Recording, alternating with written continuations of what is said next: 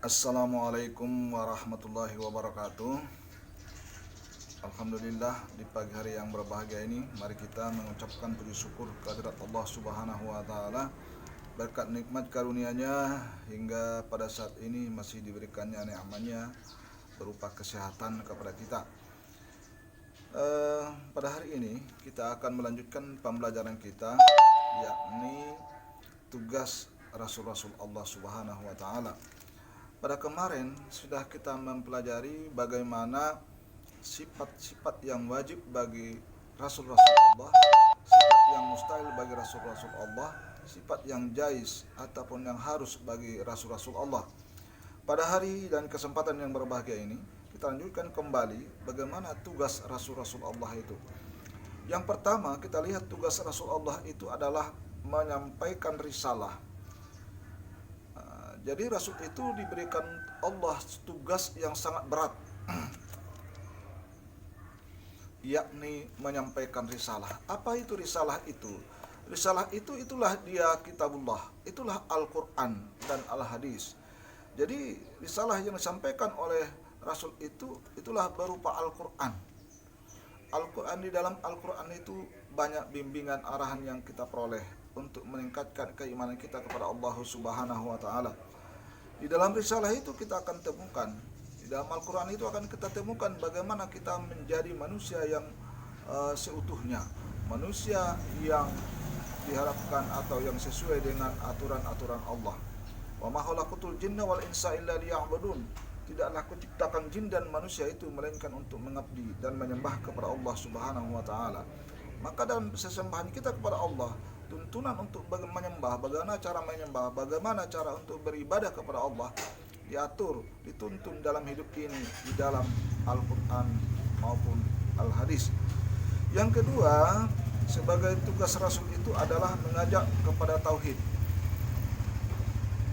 Rasul itu memberikan arahan, bimbingan, memberikan petunjuk kepada kita bagaimana Allah Subhanahu wa taala itu adalah esa. Allah Subhanahu wa taala itu esa adanya. Dia berdiri sendiri. Dia tidak beranak, tidak diperanakkan. Dia tidak membutuhkan semua makhluk. Dia membutuhkan bantuan orang lain. Dia tidak membutuhkan yang namanya manusia ataupun makhluk-makhluk lain di dunia ini.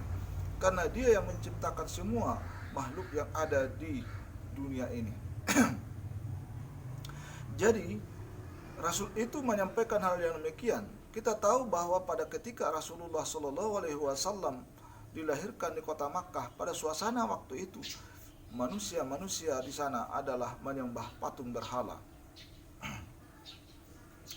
Banyak manusia yang menyembah patung berhala pada masa itu. Manusia sudah lari daripada ketuhanan yang sebenarnya. Mereka menganggap patung itu sebagai Tuhan. Lalu ini merupakan suatu tugas daripada Rasul-Rasul Allah.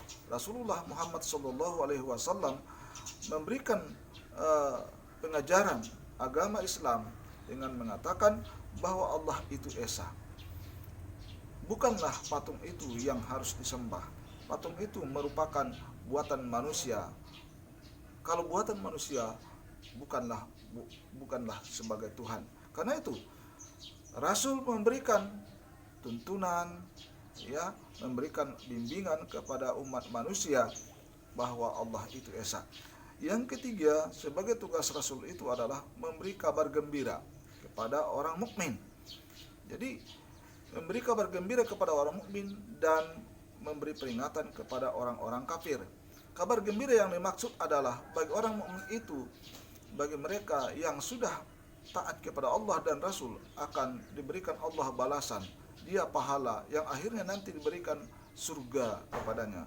Surga merupakan suatu kenikmatan yang luar biasa yang diberikan sebagai balasan kepada orang-orang yang beriman.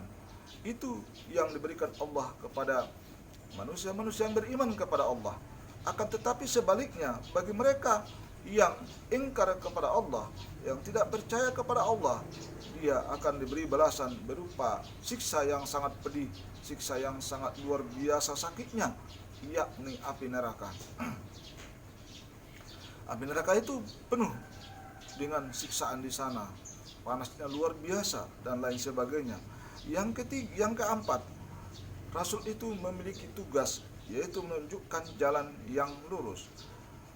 Jalan yang lurus yang dimaksud adalah di sini kalau kita lihat berpedoman kepada agama yakni Islam. Inna dina indallahil Islam. Sesungguhnya agama yang direstui, yang diridhoi oleh Allah adalah Islam. Tidak adalah agama lain lagi selain daripada Islam.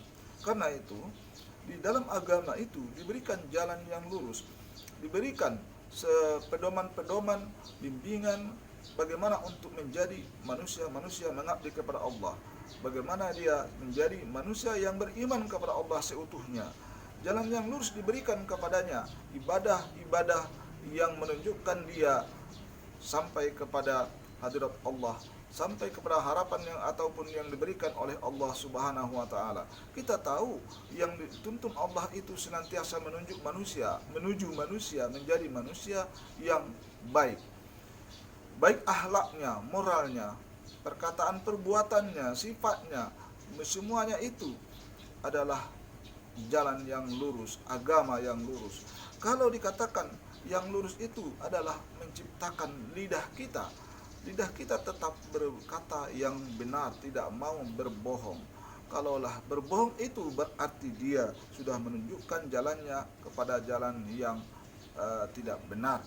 Yang kelima, kita lihat tugas Rasul itu adalah mensucikan jiwa. Jadi Rasul itu memberikan arahan, bimbingan untuk mensucikan jiwa. Bagaimana mensucikan jiwa ini? Yang pertama, kalau kita lihat penyakit rohaniah kita, penyakit jiwa itu tidak mengupat, tidak ria, tidak sombong, tidak hasad dengki dan lain sebagainya. Itu merupakan suatu penyakit hati yang harus dijauhkan dari hati sanubari kita. Jadi ketika itu harus dibersihkan. Yang diisi adalah zikrullah, mengingat Allah, banyak-banyak beristighfar kepada Allah.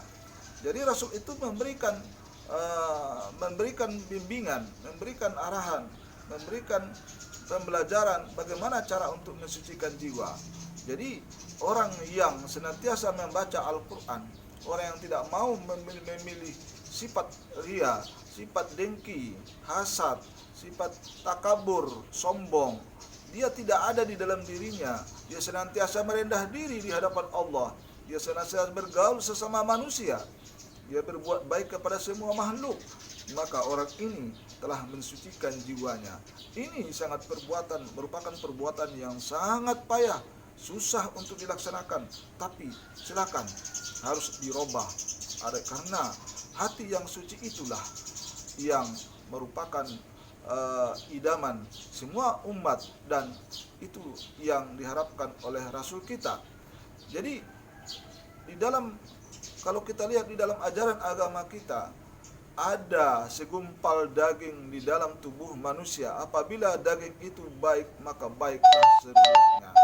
Manakah dia itu? Itulah hati.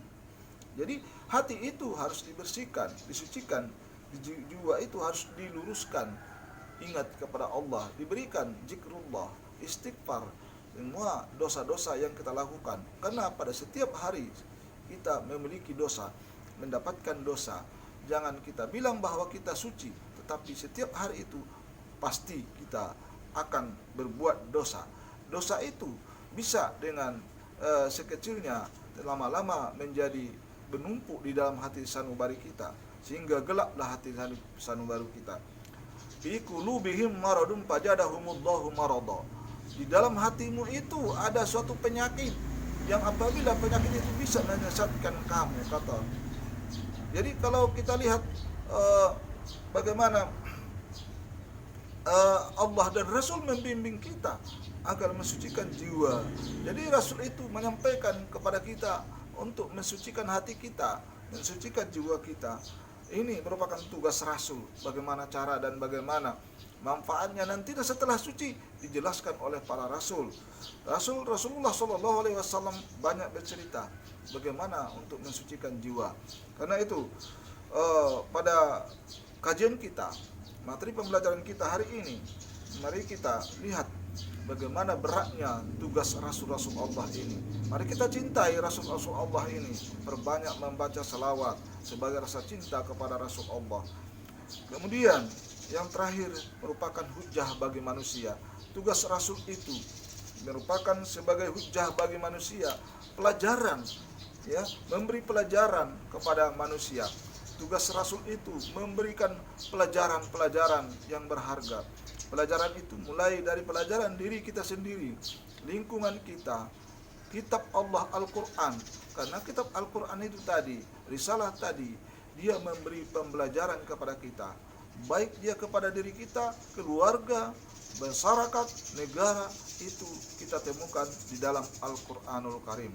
Demikian sebagai materi pembelajaran kita yang kesimpulannya, semoga dalam kajian dan materi kita ini bahwa Rasul itu memiliki tugas yang berat.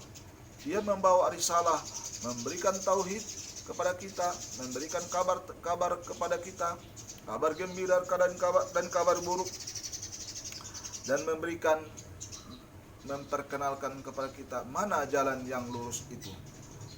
Mana jalan yang lurus itu? Jalan yang lurus itu tadinya, itulah dia agama Islam. Inna dina indallahil Islam.